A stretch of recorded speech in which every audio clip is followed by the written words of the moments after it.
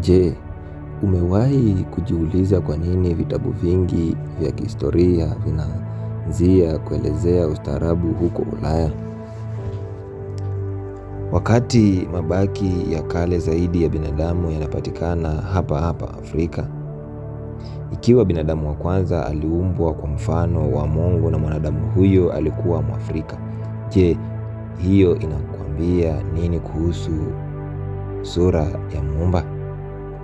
Kwa nini Afrika inaitwa bara la giza wakati ndilo bara pekee lenye utajiri wa madini yanayomulika ulimwengu nzima na halina majanga makubwa ya asili kama vile tsunami?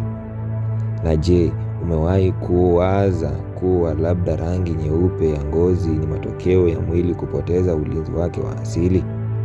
Karibu kwenye ukweli ambao haujawahi kufundishwa darasani. Mimi ni Wisebyte. Hadithi za binadamu haianzii kwenye bara ya Ulaya, bali huanzia kwenye udongo mweusi na wenye rutuba wa bara la Afrika. Sayansi, jiolojia na maandiko ya kale yanakubaliana. Mfano wa Mungu wa kwanza ulichongwa kutoka kwa udongo wa Kiafrika. Tukichunguza jiolojia ya bustani ya uumbaji, hakuna udongo mweupe. Binadamu wa kwanza aliumbwa hapa akiwa na kinga kamili ya melanin ambao ulimpa ulinzi wa asili uliomwezesha kustawi chini ya jua kali bila kudhurika. Kwa mantiki hiyo, ngozi nyeupe ilitokea baadaye kama mabadiliko ya kibiolojia.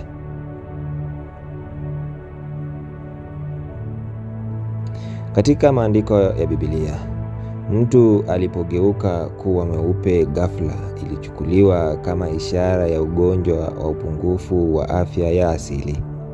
Hivyo basi, weupe ni upungufu wa kile ambacho Mwafrika anacho kwa ukamilifu. Kwa karne nyingi, ukweli huu ulifichwa mbali na sisi, ili kuhakikisha na kuhalalisha unyonyaji na ukoloni. Kama vile wana wa Israeli walivyoteseka Misri, Afrika wamepitia utumwa mrefu na ngumu. Wazungu hawakuja Afrika kutuletea ustaarabu. Walikuja kupora rasilimali. Walijua fika kuwa Afrika ndiyo Kanaani ya kweli, nchi inayotiririka maziwa na asali kupitia dhahabu, almasi na kila aina ya madini, huku ikiwa na hali ya hewa tulivu isiyo na majanga makubwa ya kijiolojia kama vile tsunami. Ili kufanikisha uporaji huu, waliamua kuipaka rangi nyeusi taswira ya uovu na kuipaka rangi nyeupe taswira ya utakatifu. Walichora picha ya Yesu mweupe wakati Biblia inamuelezea kuwa na ngozi ya shaba na nywele kama sufu.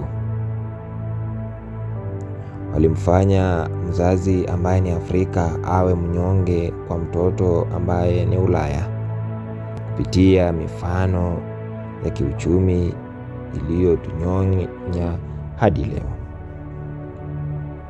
Lakini sasa, wakati wa ukombozi umewadia. Kama vile mnyororo ya Israeli ilivyokatika, Waafrika sasa wanajitambua na kurejesha heshima yao. Hatukubali tena historia iliyofutwa rangi wala picha za Mungu zisizofanana na asili yetu. Waafrika wanapoelewa kuwa wao ndio asili, nguvu ya mnyonyaji inafika kikomo. Mali zetu sasa ni urithi wetu, na jua la ukombozi imeanza kuchomoza. Chimbuko la binadamu linaamka, na kurudi kwenye heshima yetu ya asili ndiyo njia pekee ya kupata uhuru wa kweli. Huu ni wakati wa Afrika kung'aa na kuchukua nafasi yake kama kiongozi wa dunia. Tukitambua kuwa sisi ndiyo asili ya kila kitu na warithi wa ardhi hii takatifu. Mungu alikuwa Mwafrika. Adamu alikuwa Mwafrika. Na udongo wetu ndio mwanzo wa uhai wote. Imeandaliwa na kuandikwa na pia kusomwa nami Wise Byte.